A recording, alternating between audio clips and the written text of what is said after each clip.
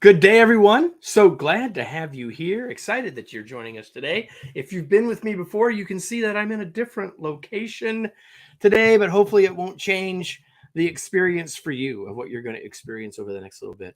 And so I'm so glad that you're here. If you are with us live, I know you may be watching us later, but if you're with us live, say hello and tell us where you're from in the chat, or excuse me, in the comments section of whatever tool you happen to be, whatever platform you happen to be on. I hope you'll do that, because when you do that, you become a part of the conversation that we're about to have. So my guest and I, who I will introduce in a minute, are not in the same physical location, but we're going to be joining together in a conversation, and we'd love for you to be a part of that same conversation. And the way to do that is just imagine that you're joining us for a cup of coffee or a glass of water or whatever it is, whatever the appropriate beverage is for you at the time of day where you are. And just share your questions and comments and ideas just like you would if we were sitting around the table. Tell us what you're thinking, because when you do that, we'll have a better conversation and eventually it'll be a better podcast. And in case you missed it, yes, this eventually will be a podcast. You can see it over my shoulder, Remarkable Leadership Podcast. This will be an episode there. And so none of what I've just said will be on that podcast. So what I'm going to do now is I'm going to do a countdown, and then we will officially begin what will eventually become the podcast part of this. I'm so glad you're here. And again, engage, ask, share along the way. So now we're going to count down in 3, 2, 1. There's lots of talk about culture, and yet right now, so much of it seems kind of distant and unclear and not all that helpful. But if you want some practical ideas for implementing culture and want to be inspired at the same time, you are in the right place. Welcome to another episode of the Remarkable Leadership Podcast, where we are helping leaders grow personally and professionally to lead more effectively and make a bigger difference for their teams, organizations, and the world. If you're listening to this podcast, you could have been with us live. And so if you want to be with us live in the future, you can do that from your favorite social channel. And we give you updates and let you know when those are going to be when you join one of our groups. You can do that on Facebook or LinkedIn. And if you go to remarkablepodcast.com/Facebook or remarkablepodcast.com/LinkedIn, you can join us and get inside ideas and updates and join us for those live episodes. And I hope you'll do that. Today's episode is brought to you by our new book, The Long Distance Team, Designing a Team for Everyone's Success. You can learn more and get an excerpt from one of the chapters by going to longdistanceteambook.com. That's longdistanceteambook.com. And today I have a guest, as promised. Here he is, and let me introduce him, and then we will dive in. My guest today is Kyle McDowell. Kyle is a former corporate leader with 3 decades of experience at companies including United Health Group, CVS Health, and Bank of America. Now he is a speaker, leadership expert, and the author of Begin With We, 10 Principles for Building and Sustaining a Culture of Excellence. He has been featured in major national publications such as the Wall Street Journal, Forbes, and Inc. Magazine. He holds a bachelor's degree from University of South Florida and an MBA from Northwestern's Kellogg School of Management. He lives in Tampa, and today he is our guest. Kyle, welcome. Glad you're here, sir. Yeah, thanks for having me, Kevin. Good to be here. So we've got this book, Begin With We. We're going to get into that in a second. But what led, I sort of gave the high-level overview in the introduction, but what led you to here? What led you to this work and being with us today? Yeah, I think the journey for me that culminated in the publishing of the book started back in probably 2016 when I assumed a leadership role, and I had an opportunity to lead in a way that I had never been led. I had the autonomy, was given the autonomy to lead differently, and I'd made a promise to myself going into that role that I was going to do things differently. And I led with principles. It's the first time in my entire leadership career where I drew a line in the sand, not only for how the team should expect me to behave, but how I would expect them to behave as well. So it was kind of that win-win for both sides. Fast forward 7 years later, the principles that I introduced at that organization are still essentially the cultural manifesto I left that organization in 2019, so 3-4 years later, and I found myself at a crossroads. I had left that firm called Maximus. I'd also left CVS Health, which you had just mentioned, and I was at a crossroads. Should I go back into corporate America and drive another cultural transformation, which turns out I'm pretty good at and had a lot of experience doing? Or should I take these principles and do my very best to evangelize them as wide and as far as I could to try to have a greater impact? When you introduced me earlier, you talked about having an impact, and it was really that compelled me to write the book. And I felt it was my chance to get these principle-based leadership and have a much bigger impact. And that's why we're here. And I have to add, within a couple of weeks of the book being published, it became a Wall Street Journal and USA Today bestseller, which is not a kudos to me. It tells me that there is a hunger in the workplace for culture change like this. And we're going to get to what that looks like and what that means in a minute. But one of the things that you say is that you purport that corporate America is broken. Yeah. And so I'd like you to talk about that's a pretty strong statement. What do you mean by that? So, Kevin, I would imagine you and many of your listeners and some of the viewers today, we all entered the workforce with optimism, excitement, maybe a bit of naivete. And at least my experience, I won't speak for others, but I think it's a pretty consistent experience, at least I hear it in my work now, is throughout our journeys in corporate America, we find ourselves less engaged. The term apathy becomes much more common in our daily vernacular. The bureaucracy weighs on us, and a degree of inauthenticity becomes so pervasive. And think about it. The way that we behave and speak outside of work, as an example, is usually pretty different than how we behave inside the workplace. Now, I'm not naive. There are reasons for that. We have to maintain a professional profile. But when's the last time you came home from work and asked your significant other how he or she did on their deliverables? Like, we have a different vocabulary. So I found myself just kind of apathetic. And to me, if you want to bring the best out of people, authenticity is absolutely critical, and relatability. And if I'm not who I purport to be, if I behave in a way other than what's natural and authentic to me, I can't expect those around me to rally behind me, and I can't expect followership. So I feel like, at least it's been my experience, over time, the more people climb, or the higher they climb throughout their career journey and they matriculate through corporate America, they lose that optimism, they lose that energy, and ultimately become kind of apathetic and just part of this big engine, and they lose sight of the purpose and the impact they really could have. So I opened the conversation by saying that culture is a word that gets used a lot and maybe misused, and I said that it's distant. The concept is distant and unclear. In the subtitle of the book, you say we're going to talk about creating a culture of excellence. Yeah. And so make those more than just words. What do you mean when you say to create a culture of excellence? Yeah. And candidly, man, I don't even like using the word culture very often, because it's become this nebular term that is hard for people to identify with. It's kind of like a mission statement. Looks good on a wall, but what does it really mean? What does it mean? How does it compel me to be better and do more? So when I talk about a culture of excellence, for me, the premise of the culture of excellence is establishing guiding principles by which all of us will behave.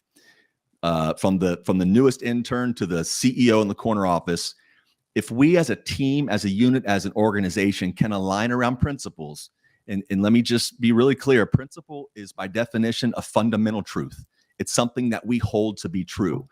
And as a unit or an organization or a team, if we can align around these truths, excellence must follow. Why? Because we're all on the same page. We subscribe to these truths. We understand the environment that we're in.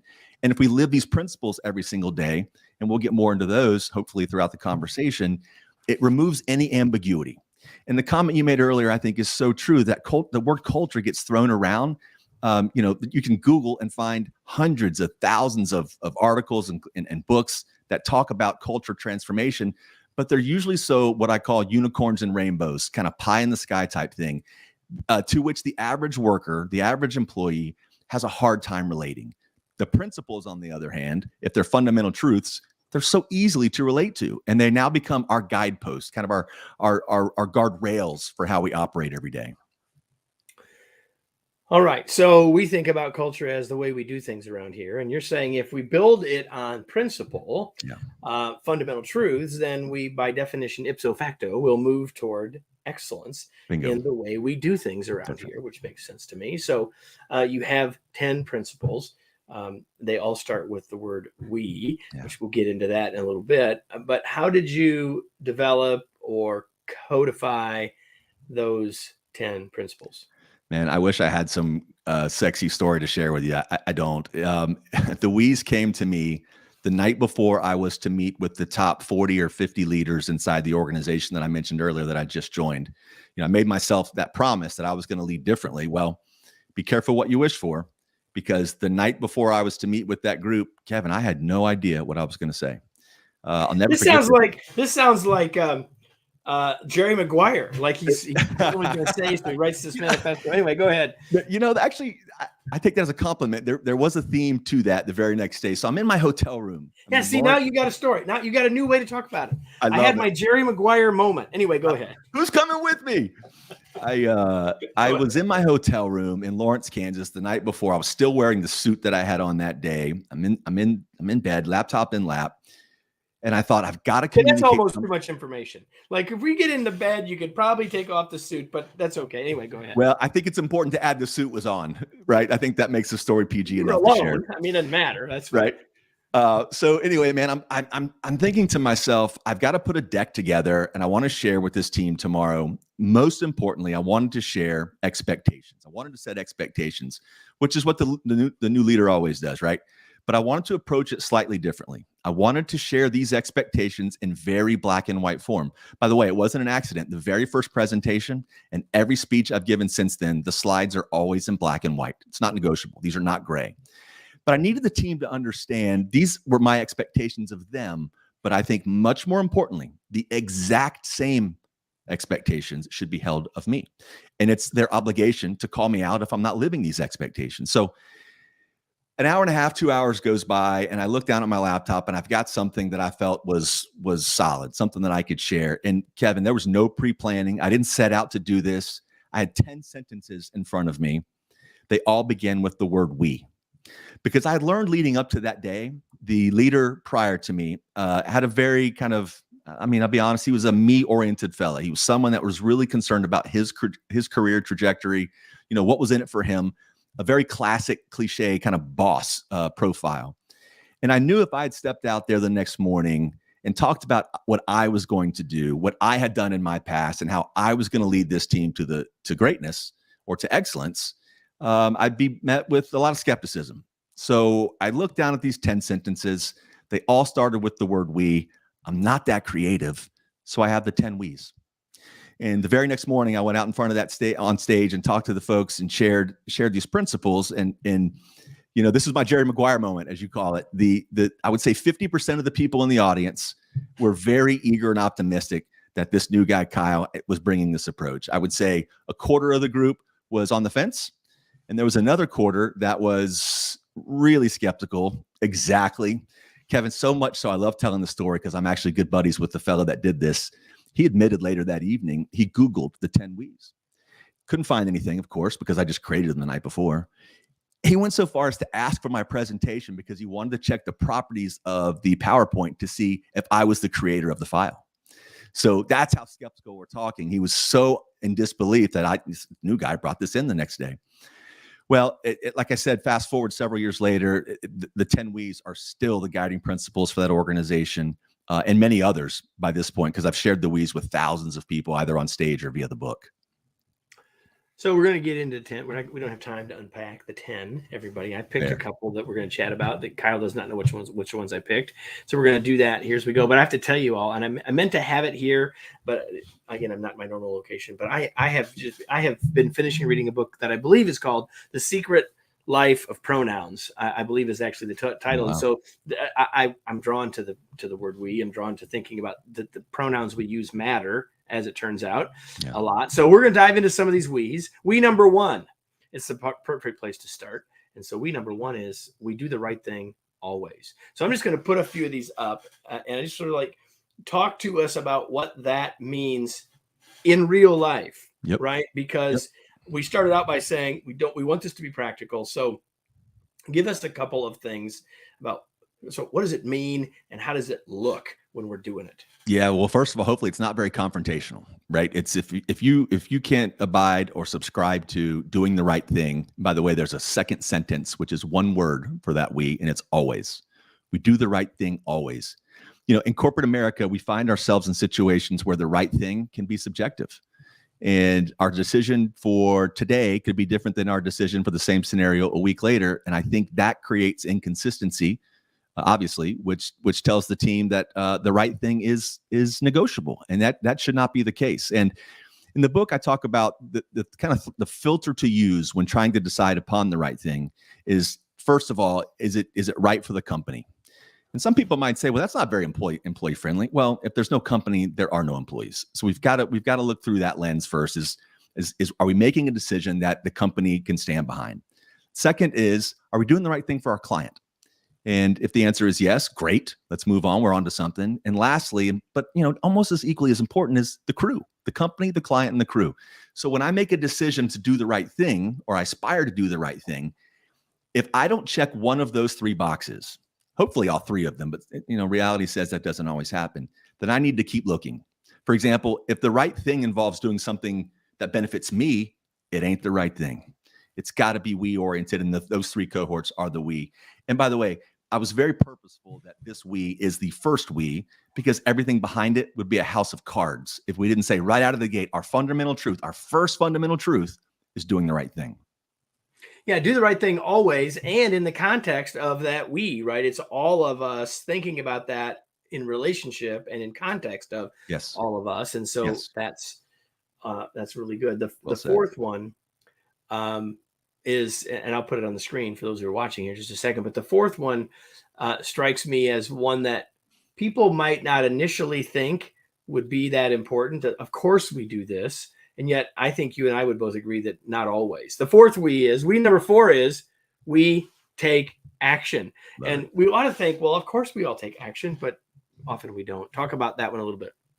Yeah, I mean, we've all seen it. So inside corporate America, especially bigger organizations, if you ask someone in confidence, hey, tell me what's really going on the production floor. Tell me something that maybe you don't want the boss to hear. There'll be a laundry list of things. And those things are the items of improvement that are required to be addressed. We must address them if we want excellence. So taking action is really another way of saying, if you see something, do something. Now, that doesn't mean you're a cowboy and you go out and you just take over a domain or do some things that in an area that for which you have no responsibility.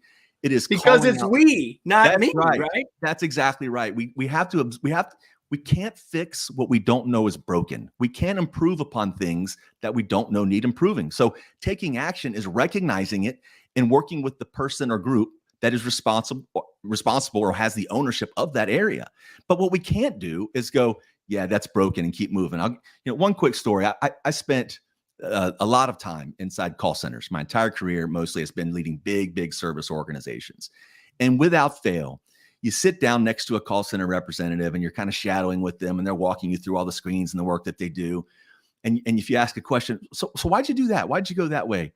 Without fail, and almost every time I've ever done this, the person will lean over and say, they tell us to do it this way, but actually I do it this way because it's a lot quicker. It works out better this way. That is ripe for action. We have people doing something that is not what we've asked them to do. They've identified a better way to do it. The action to be taken is to raise your hand and say, Kyle, there's a better way to do this. Approach. That's right. Take action. Because the longer we look the other way, we're creating that apathetic environment. And you know this, Kevin. When people stop raising their hand that there's a problem or an opportunity for us to address, we're dead. We're dead. So we want people to recognize the opportunities and call them out. That's the action we're talking about.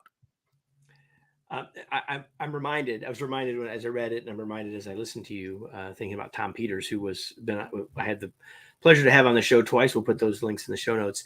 And Tom is most famous probably for his first book, In Search of Excellence, where they talk about having a bias for action, right? And you're saying the same thing here.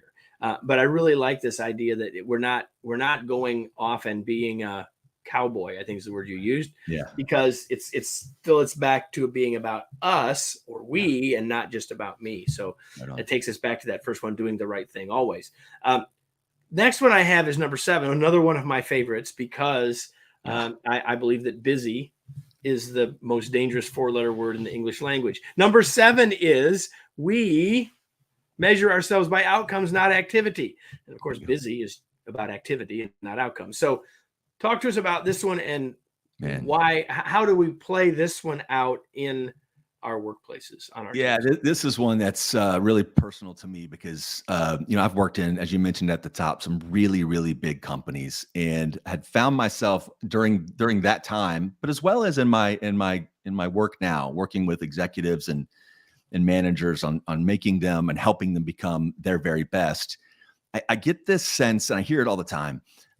People conflate busy with productive, and they equate 13 meetings on a calendar to being a successful, productive day.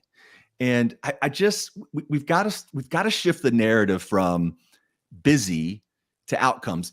Kevin, I'm really happy that my Uber driver puts gasoline in the car before he picks me up. I really appreciate that. That is an activity, though, required to deliver the outcome. We don't pay the Uber driver to go get the gas. It comes with the territory. So in corporate America, when we have a day full of meetings, and many of us, including me, I used to wear it like a badge of honor. I was booked straight, triple booked, double booked, whatever the expression is, from this time to this time, as if it's a badge of honor.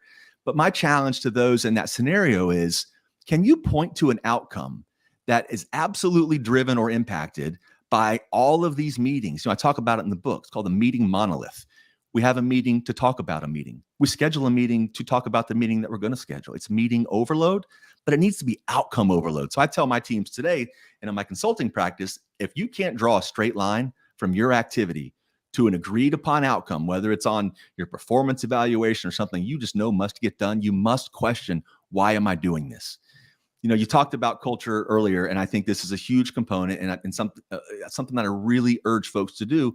And it sounds silly, but just think, why am I doing what I'm doing right now? And is it driving an outcome for which I'm committed? And if the answer is no, why are you doing it? Yeah.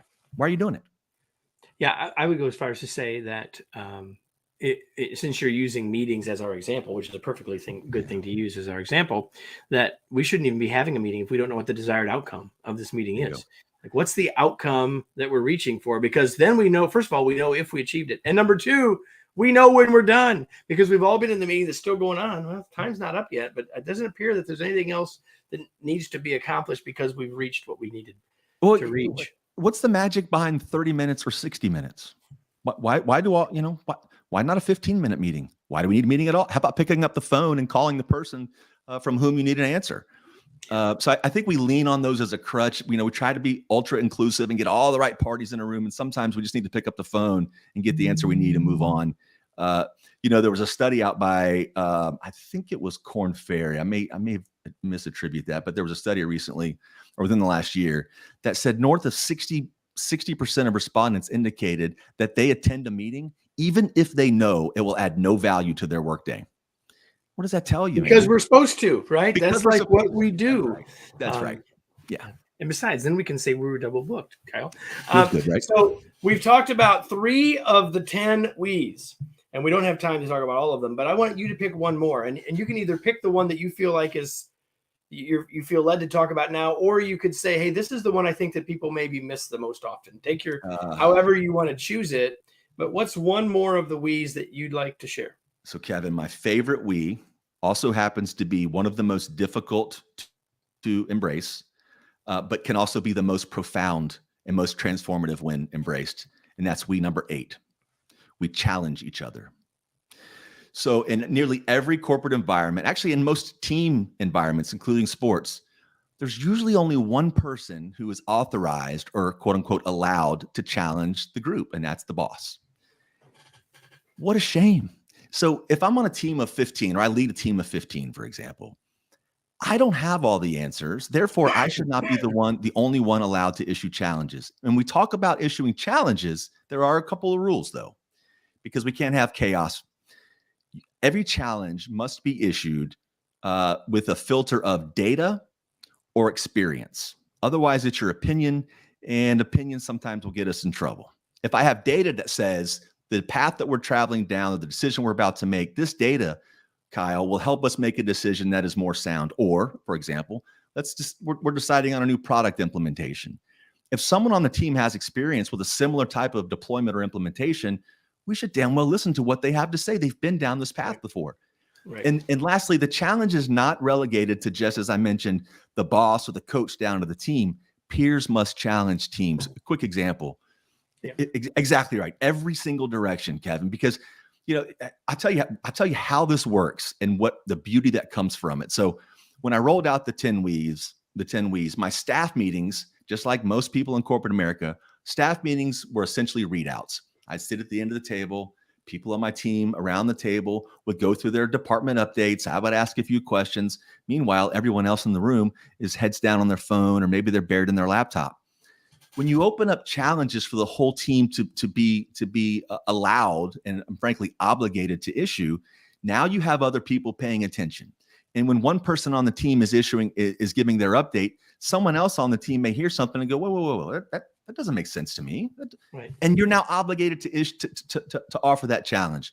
The beauty of all of this is you get more thoughts on the table, and a meritocracy of sorts starts to develop, because we want the best ideas, not the best person on the table. We want the best ideas. And the only way to get that is to get those experiences. Now, you asked for one, but I must give two, because without number 9, we embrace challenge. We challenge each other, promotes anarchy. It's chaos. So we've got to have another we in there that says, if a challenge comes my way and it's grounded in data or experience, I need to listen to this challenge because there's an opportunity for me to be better. But also, if these are our fundamental truths, I know the person asking the challenge is coming from a good place. So I need to embrace that.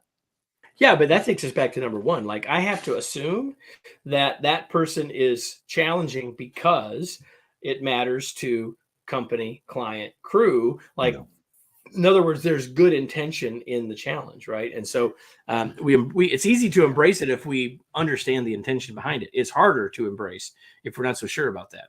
Yeah, and it also creates a safe space, right? If we know that we're in an environment where challenges are not only accepted, they're encouraged, the mental kind of engine gets rolling for people, and they know, wow, my idea can be heard here. I may be onto something.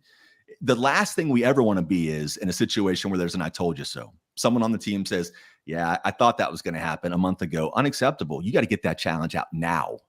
It's easy to say that now, but why didn't you talk about it before? So we could have perhaps avoided this. We are talking with Kyle McDowell, the author of the book, Begin With We, 10 Principles for Building and Sustaining a Culture of Excellence. We have talked about some of the principles, some of the we's, but not all of them. You're going to need to get a copy of the book so you can get the rest. So Kyle, before we finish, I got a couple other questions for you before we go, and sort of shifting gears as we wind down.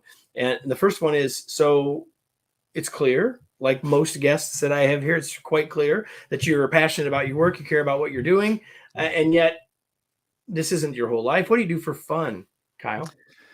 I work a lot. And that sounds like a cliche answer, but the truth is, this is fun for me. I've dedicated this kind of second chapter of my professional career to helping leaders be their best, to helping organizations be much more high functioning and less toxic. So it's fun for me. When I'm not focused on evangelizing the principles and growing my business, I'm into fitness. I like to be very active. I'm an outdoorsy type guy. And the cliche answer, but it's true for me, is hanging out with my friends and family, most notably my wife. I'm lucky to say I just got married about 2 months ago, so a lot of good times. Well, she better make this list, because if she watches this, and Kyle, like she should. Let me give you some tips. Hit me. She needs to go on the front of the list the next time this gets asked. Edit that out for me, Kevin, please. There you go. I will. There'll be no editing out, everybody. No chance, right? So you can here, honey. Watch all these listen to all these podcasts that was on, right? Hey, Kevin, number 5. We own our mistakes. There you go. Owning it. So one of the things that I'm confident is true of you is that you are a reader. And so I'm curious what you're reading or what you've recently read that you might share with us.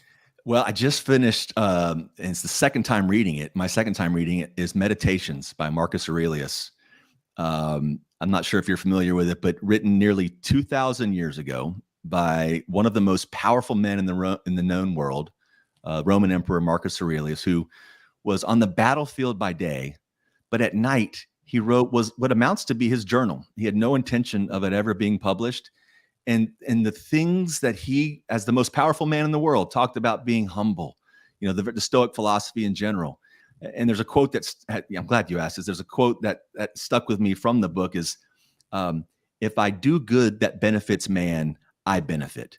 And I take that into my leadership. If we can make people around us be their best, there's no way we don't benefit as well. Marcus Aurelius Meditations, it's a must read. As I mentioned, it's my second time. I just finished it this morning. Actually, it's right over my shoulder. I just finished it this morning, the second time. There you go, Marcus Aurelius Meditations, everyone. The question you've been most wanting me to ask all along, you've been very gracious in answering the things that we've talked about, but you probably want people to know where they can find you, connect with you, get a book. Where do you want to point people, Kyle? I'll hold the book. Those watching, I'll hold the book up again. Where do you want to point people? So I can be found everywhere, every social media platform at Kyle McDowell Inc. The book is Begin With We, and the website is kylemcdowellinc.com. So any social platform is where you'll find me. I'm all over. All right, beautiful. So now I have a question for all of you. And if you've been with me before, you know what question I'm going to ask. It's the one I ask every single episode. And it's not for Kyle, it's for you. And the question is, now what? What did you take from this that not something that you found interesting, but an action that you will take as a result? We promised from the start that we would share with you practical ideas. So you heard very specific things about what it looks like to take action, what it looks like to measure ourselves by outcomes and not activity. And could go on and on. The question is, what did you take from this that you're going to go act on right now? Hopefully it's among other things, to buy a copy of the book, Begin With We. And if you don't take some action from what we've just done, there were probably better ways to be entertained than Kyle and I. I mean, hopefully we weren't that bad, but the reality is action is what will make the difference for you. So number 4 is we take action. I hope that you will take action on something that you took from this episode. And when you do, it will help you get better results for you and your team. Kyle, thanks so much for being here. It was such a pleasure to have you. Pleasure's mine, Kevin. Thanks for having me. And everybody, if you enjoyed this, tell someone to come and listen to it or watch it. If you are listening to us on whatever platform you're on, whether it's liking or subscribing or whatever it is that you do, wherever you are, I hope you'll do that. I hope you'll rate us and rank us and refer us and come back for another episode of the Remarkable Leadership Podcast. Thanks, everybody.